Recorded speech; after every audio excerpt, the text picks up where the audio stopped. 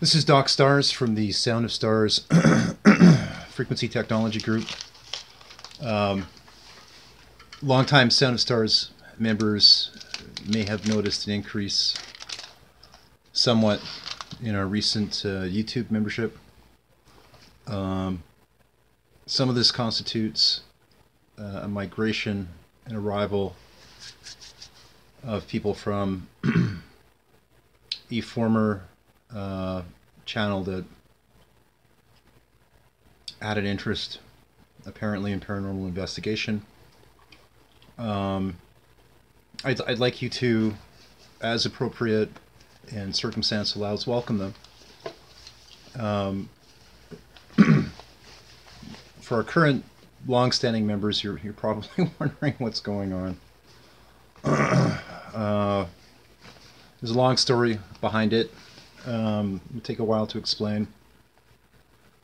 But I want to welcome new members to our group. And I realize for many of you that have arrived here, you're feeling pretty stressed out on a number of issues. And this video, what I intend to do is share with you some thoughts and ideas that are meant to offer you tangible, practical support in in the best way that I can and in the way that I know how to. So my hope is that what we cover in this video will help you feel better, it'll empower you, and it will, fingers crossed, with any luck, rekindle some of the hope that you may have felt that you've lost. And this is going to be just kind of like a friendly sort of fireside chat type approach. I'm just going to cover some of the basic ideas, and one thing I want to share with members is it's never been my goal to grow my YouTube channel rapidly. My goal has been to see slow, steady growth of any of our venues over time, and have it, really hyper focused on the specific interests that we pursue. A lot of the people that are in our different online venues have similar and shared interests, and that's why they're here. And so I made a lot of effort to not simply try to reach a broad spectrum of people. For those new arrivals, if I understand correctly, the interest has been primarily in issues of a paranormal type, investigational type interest. And so that's something that has been an interest in our group for a long time. It's never been a primary focus, but the nature of the work that I do has to do with consciousness. And so the paranormal as a subject has played a part in that. And it's strange for me because I have where I live is in a very small rural prairie area in Canada, and there's a handful of people, some of whom are friends, some are people that are acquaintances that are aware of the kind of work that I do. And I'll have people sometimes, especially recently, that have been reviewing some of the stuff that I do, and they've told me that they find the paranormal stuff interesting. While it's true, I suppose, that I put a lot of time and effort into the study of that area over time, it was never something that I was really singularly dedicated to. It was just an aspect that happened to be there. And circumstance and situation was that for a very long time I've been involved with a variety of sort of alternate technology type groups, some of which were pretty decent, and I felt like I learned a lot, was able to contribute some, and situationally was probably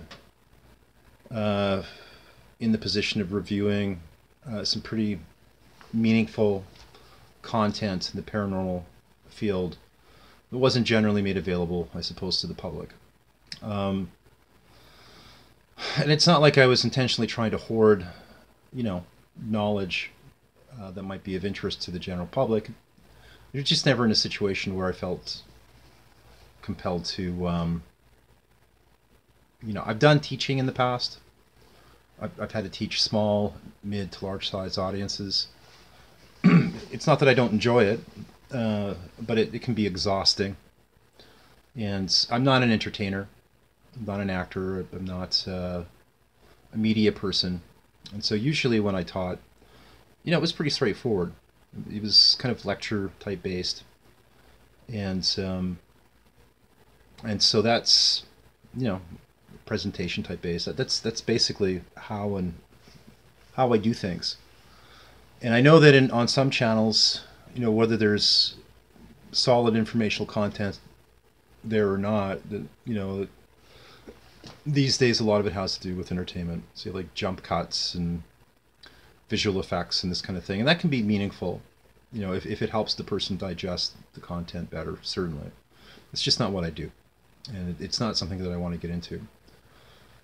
So some of the things I want to address is, how can we, for those people that are feeling stressed about what's happened, what can be done to help you? There are some things on my end that I've been trying to think about that I could do that might get you into a better space. And so one of the things is that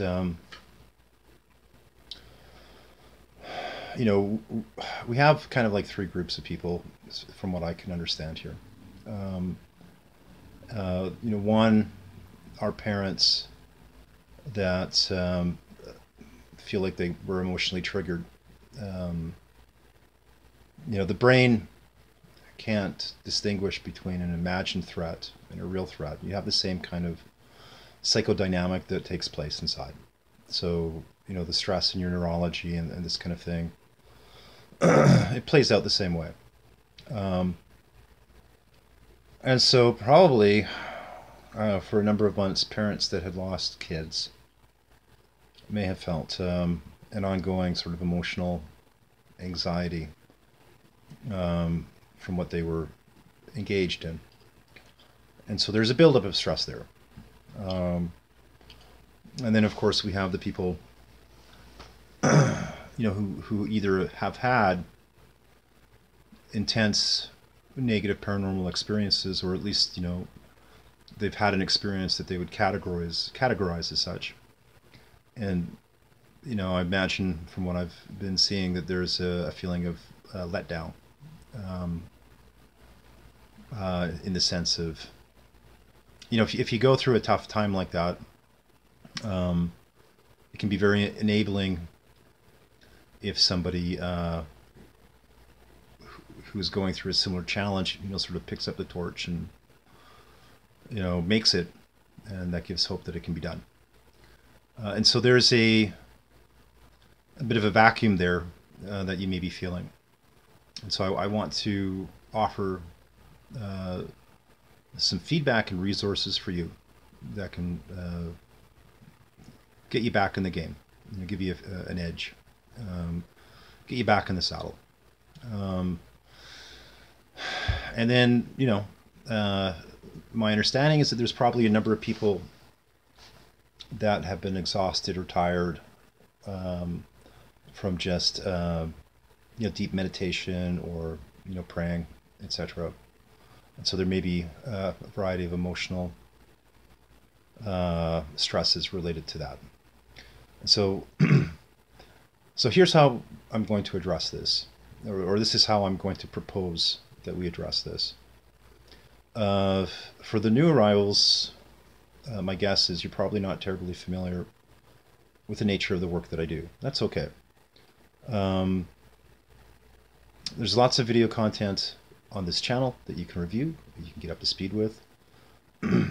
But basically, there are a number of frequency tracks that I've designed.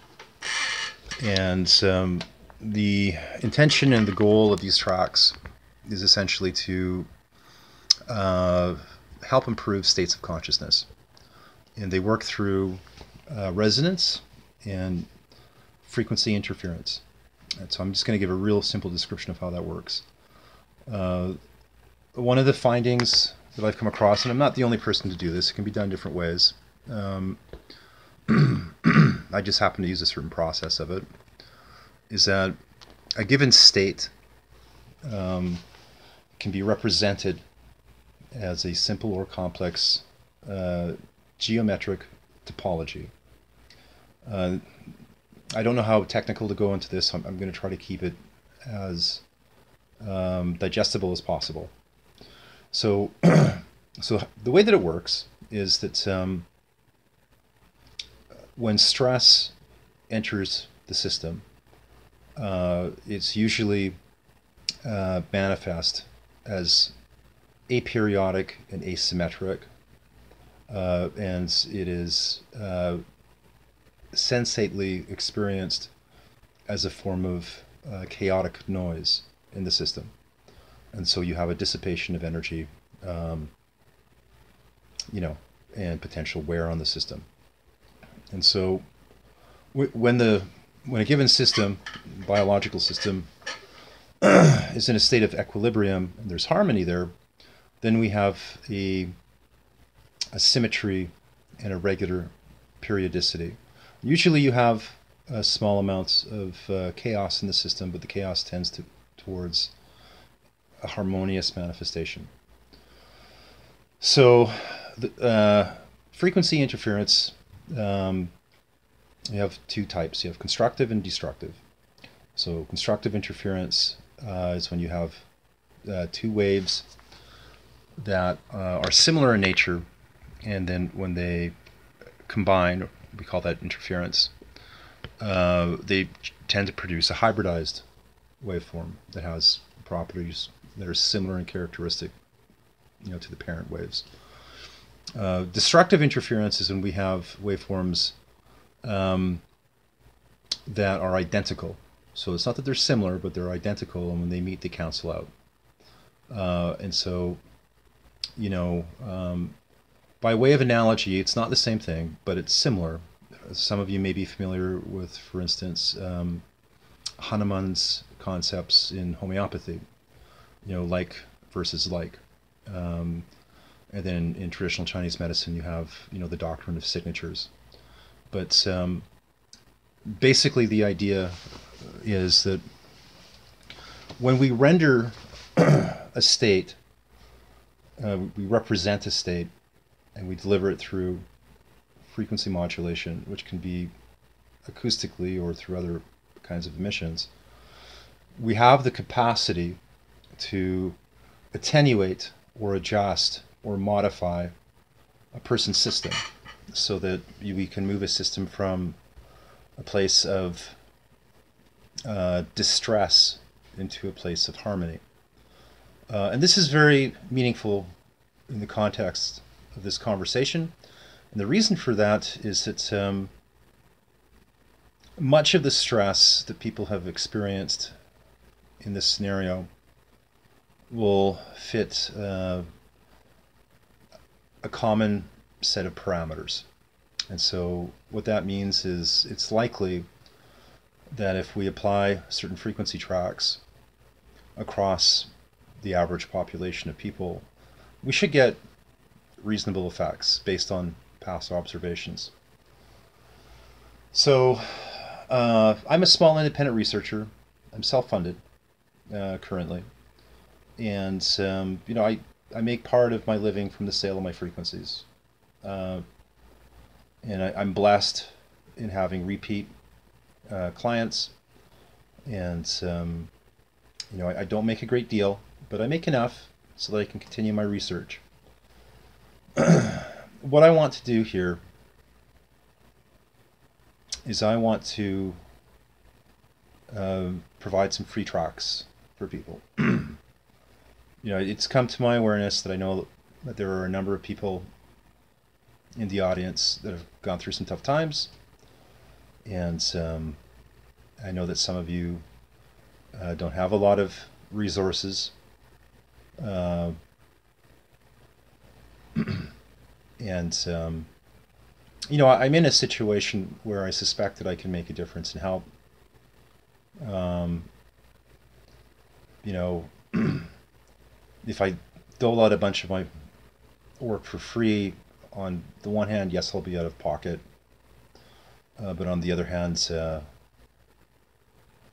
things always come back, right? And and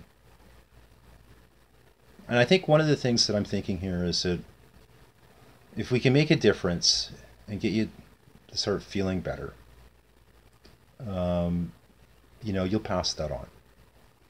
Because the better the state that you're in, the better the effect that you'll have on your own local environments, and then it will just ripple out. And what I'm going to do is I'm going to provide a series of links in the comment section of this video.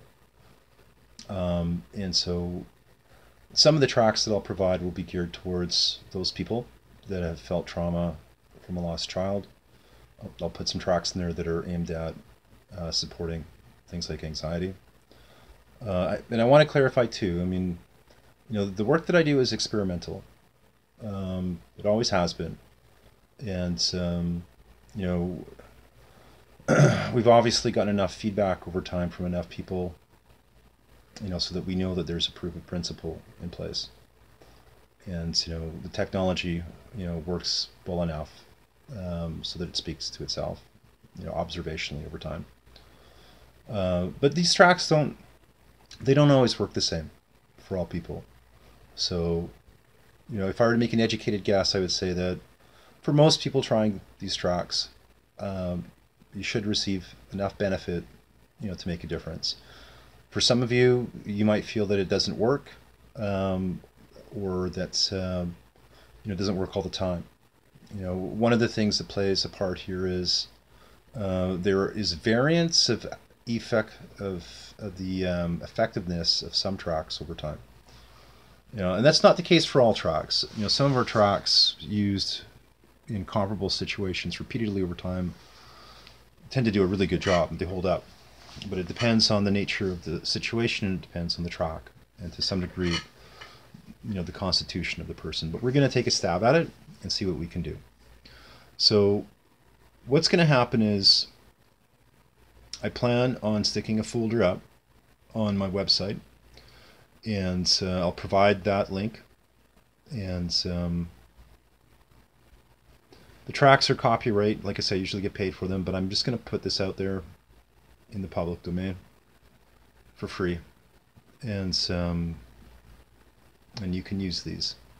I'll provide instructions. There'll be a link that tells you how to use these. And my hope is that, you know, it's something that I can do in the situation to help you feel better. Now, for those of you that are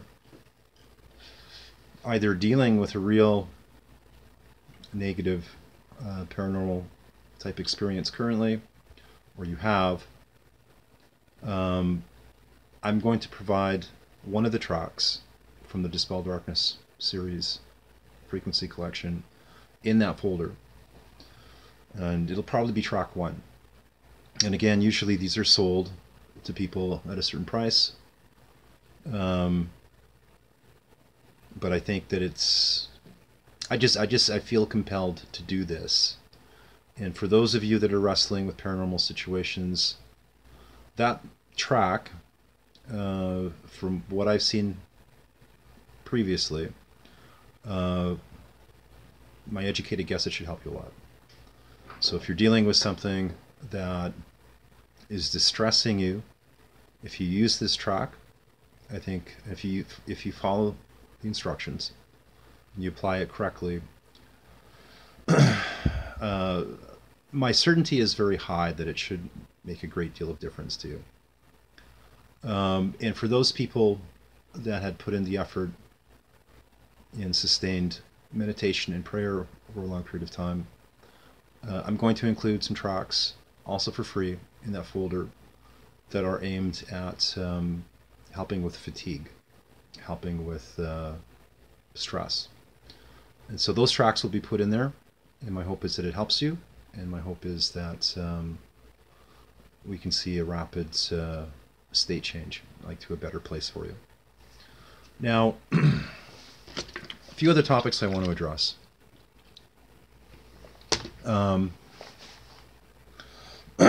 It's become kind of abundantly clear to me that there seems to be a real lack of resources online to people that pertain to a it's difficult to get a reasonable education in paranormal issues because there's just so much absolute crap out there. It's almost like everybody's parroting the same story. I'm not really seeing a lot of genuine, authentic digging, not a lot of filtering. You know, what you know, when you're addressing a large number of people, I think it can be helpful and handy, you know, to be skilled in things that Fantastic Daily was. You know, it's helpful to be a storyteller. It's helpful to have media skills. And so for me, it's disappointing, or up till now, it's been disappointing in that, you know, to have a combination of someone who's genuinely interested and then has those skills, you know, that had the potential to be a real boon, certainly to the paranormal community, because, you know, you want to engage someone's attention.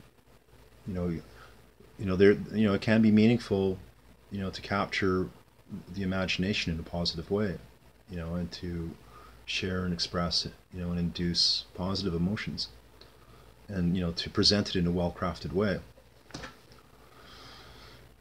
So, so in our case, you're left with me. You know, I think I'm a reasonable presenter. I have a decent background in teaching, but I'm not going to make the effort to entertain.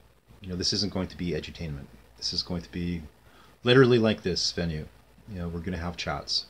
I'm going to share what I think and what I know with you, and then I'm going to support and encourage you, and hopefully provide you feedback, depending on how things go. If the opportunity arises, and I'm in a situation where I have the time and resources, and if it's of interest to, you know, to everyone, at some point we might do live streams. But this is a thought that I want to share with you. I think that it's important that the star of the show, whatever the show is, on paranormal issues now, becomes you. I think that you, the audience, this is a suggestion. You know, it's not going to appeal to everyone, and circumstantially, you know, some of you may not be in a position to do this, but how do I've had a few sort of memes or thoughts floating through my head today, and some of them I kind of chuckled at. I wasn't really sure how to present this without sounding flaky. When I was a kid in high school, I live in Canada, and, you know, I know a lot of our new arrivals are Americans. There's a very different culture in some ways. You know, when I was in high school, we had different kinds of like subcultural groups, and I've spent time in the States. I've had a number of American friends, associates, acquaintances, and the way high schools are structured is, you know, is and has been very different between our countries. When I was in high school, I was sort of a libertarian, pacifistic, anarchistic punk. And I had friends that, I was one of the few punks that, I had friends in all subcultures. I had friends that were jocks. I had friends that were, you know, metalheads. I had friends that were geeks. Don't know why that happened. I just seemed to get along okay with everybody. And so one thing for me that's important is a sense of self-reliance and independence and freedom. You know, a person should be allowed to pursue their interests, and to explore boundaries as long as they don't infringe, you know, or cause discomfort to other people. So that's important to me.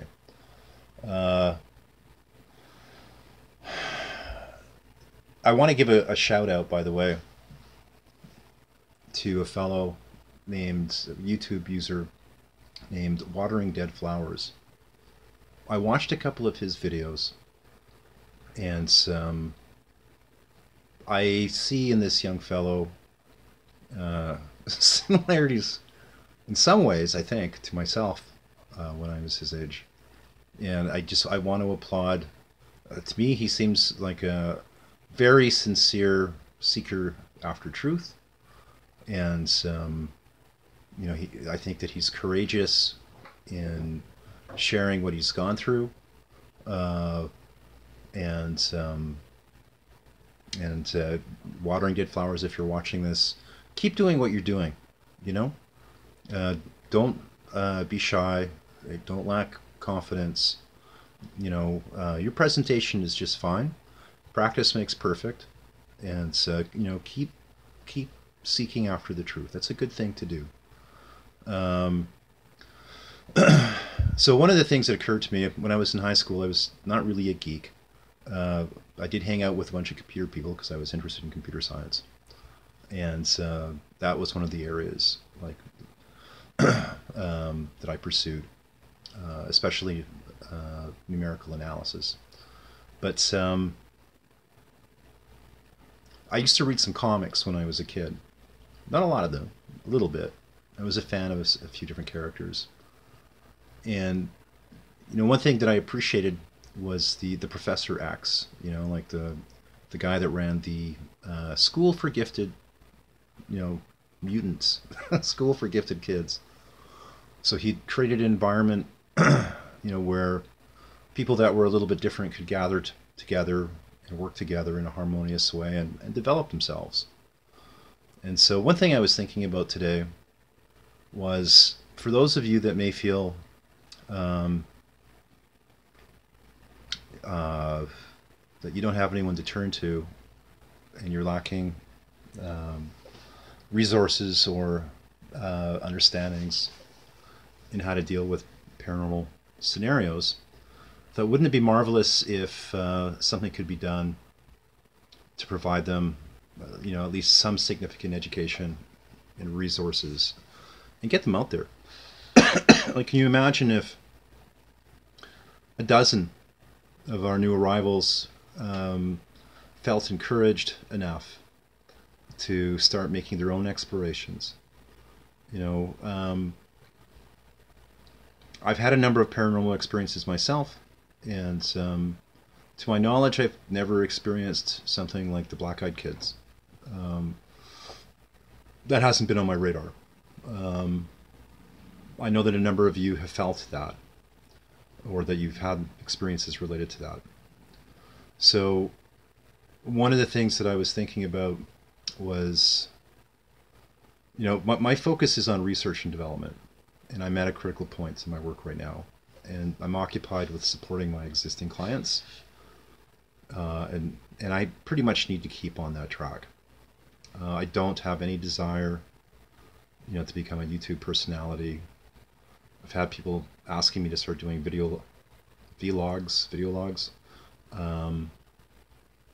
You know, and if Fantastic Daily had been legit, I had never wanted to be anything more than an occasional side character, mainly because of time constraints. And it's, you know, yeah, he has a marvelous voice, and he has an excellent tool set, you know, as far as skills go for media presentation. My intention had always been to try to, you know, get him in there like Batman, and I'd be the one that, you know, made the, you know, the toys. And that was it. That's the part I wanted to play. So I'm not proposing that I'm going to start cranking a whole bunch of materials out, because I'm just not in that situation. But what I was thinking is, you let me know if you think this is of interest, and if you do, as I'm able to, I'll try my best. You know, maybe what we can do is I can put some instructional videos, you know, in an informal lecture format together for you. And there's areas of knowledge and understanding that I see even professional paranormal investigators sadly lacking in. And if they had that understanding and they had that knowledge, they probably would make a lot more progress. And it's not like I was trying to hold out on anyone, but it's just, you know, just because you run across something, and maybe just because, you know, you find something out or you know something, if it's not relevant to your immediate interests, you know, you file it away. So probably over the last 15, 20 years, I've filed a lot of stuff away. And I just, you know, it was just like, you know, okay, that's interesting, archive that. And then if it's, you know, meaningful at a later date, I'll pull it out. But as I go through a lot of the materials online, I'm just realizing, like, how vacant some essential content is. And, you know, what I'd love to see on your end, I smoke organic tobacco sometimes, so I'm going to take you with me here. Bear with me for a second. I think this video is going to probably end soon. I'm just going to go out into my yard and have a smoke here. So what I'd like to see happen is, maybe out of our audience there, I think it'd be great if half a dozen to a dozen of you, especially those of you that may be dealing with these kinds of issues, decide to take up the baton. You know, just because there's a vacuum in place, it doesn't mean that it has to stay that way. And don't worry about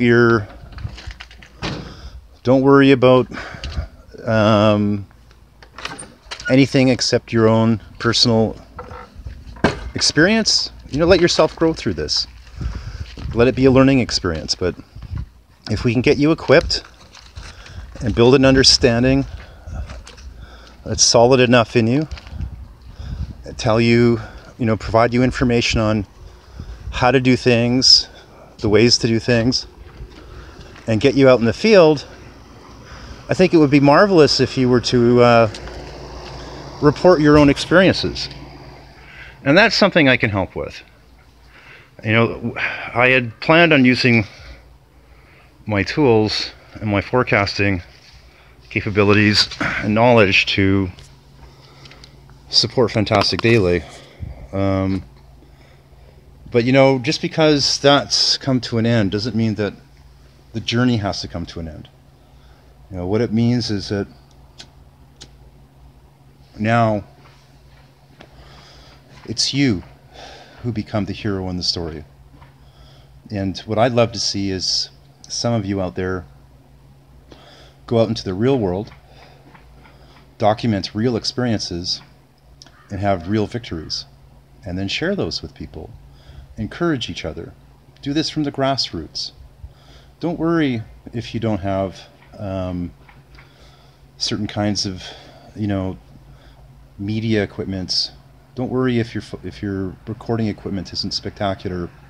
Just do your best. You know, learn as much as you can, and make the best effort that you're capable of. Encourage each other, help each other, learn from each other, collaborate. And then, you know, as you go through your experiences, you're all going to learn stuff individually, and then you can share it with each other. And I think that with that kind of grassroots effort, that this can lead a lot more credence, you know, to the area. And imagine if some of you are engaged in similar pursuits and you start to share information and that knowledge base grows. This might go a long ways to supporting those that are afflicted in negative paranormal situations. And it will give a sense of hope. It will give a real fundamental, practical, real-world sense of inspiration. So what I can do from my end, you let me know. If I get enough interest in this and people really want me to make the effort, then I'll give it serious consideration. I'll try to fit that into my schedule. And I'll start planning out lesson material about topics covered. You know, there's a lot of equipment that can be acquired for cheap. A lot of stuff you can, you know, approach with a DIY, do-it-yourself approach. So even if you're on a limited budget, there's meaningful things that you can do. But part of it is there's a knowledge that's lacking in the paranormal community that I can probably fill in to some degree to increase the success of operations. So you'll have an edge. I mean, it should give you an edge over some professional investigators that have been in the field for years that don't know this stuff.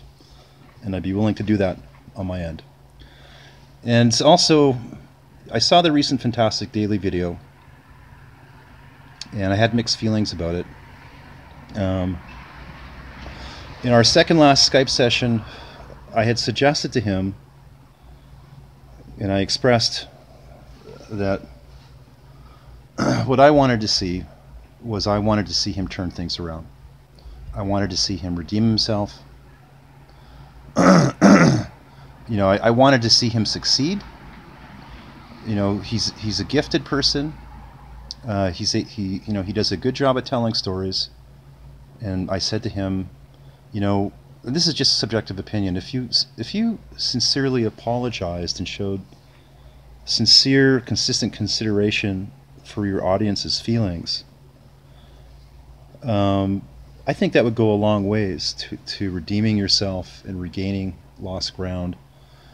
And not just that, but also improving and growing your audience in a really remarkable and dynamic way.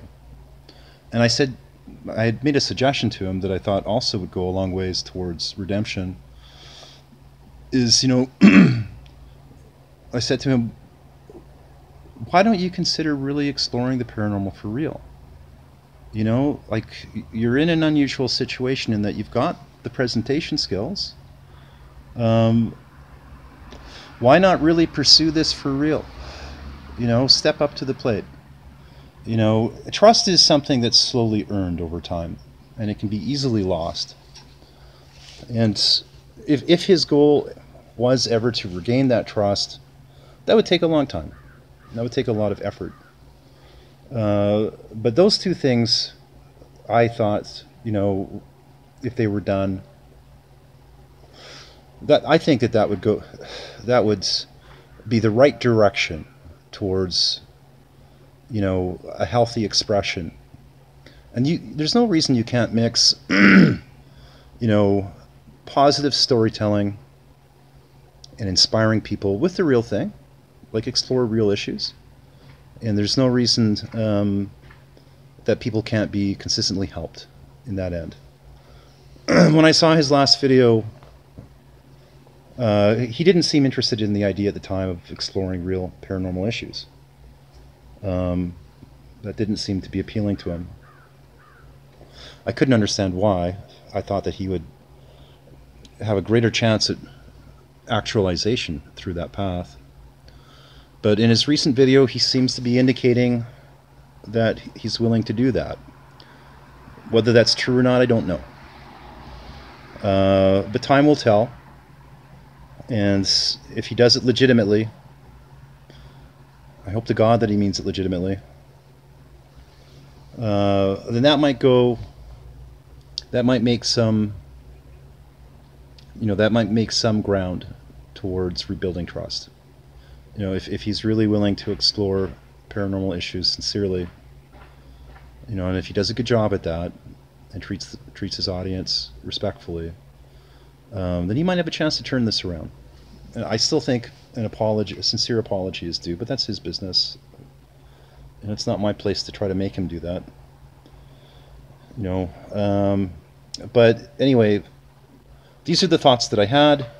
I'd like to see people back in a place of feeling better, and I'd like to see you growing and learning and supporting each other in this area. I think that's meaningful. So you let me know what you want to do. If that's something, but you know, I'd need a commitment on your end. I don't want to go ahead and, this takes a lot of time and effort on my part. I don't want to put in that effort so that you're entertained and then you forget about the material and nobody actually applies it. You know, I think we've had maybe a couple of hundred people come in recently. And if there's 12 people out of that are willing to actually make a time commitment into digesting that and then applying it, then I'll make the effort from my end. But like I said, I'm a busy guy. I got a lot of shit to do. And I don't want to take, like even an hour out of my day to do this unless you're willing to put that effort in on your side. So, so you can let me know in the comments. There are still some decent paranormal resources around globally. One of the ones that I loved a lot was the PAIR Institute, Princeton's Energetic Anomalous Research Institute. They did good work. They got decent reviews in mainstream academia. Sadly, they're gone now due to lack of funding. There's another excellent researcher, Dr. Michael Persinger at the Laurentian University in Canada. And really solid work, well worth checking out. Very much related, to what we're doing. And one of the things that I would plan also in possible upcoming lessons is we can take a look at equipment and instrumentation that many paranormal researchers are either not aware of, don't use, that you can construct yourself, or purchase cheaply that will make your job just a hell of a lot easier and more exciting. I think a lot of the excitement comes when you make your own discoveries. When you're in a situation where you're having a bona fide experience and you're able to document and archive it, that's exciting. That's motivating. That's empowering. And the other thing is that we would cover is the nature of timing, because one thing I found over many years of experience is that this kind of phenomena often follows a very specific kind of periodicity. It exhibits at certain times and locations and circumstances. Most investigators aren't aware of this. So the reality is, when you have a map of time-space, finding and hunting these kinds of phenomena, documenting them, become much more easier. But that's pretty much all I have to say for now. Like I say, let me know what your thoughts are, and we'll go from there. This is Doc Stars, over and out. I'll talk to you later.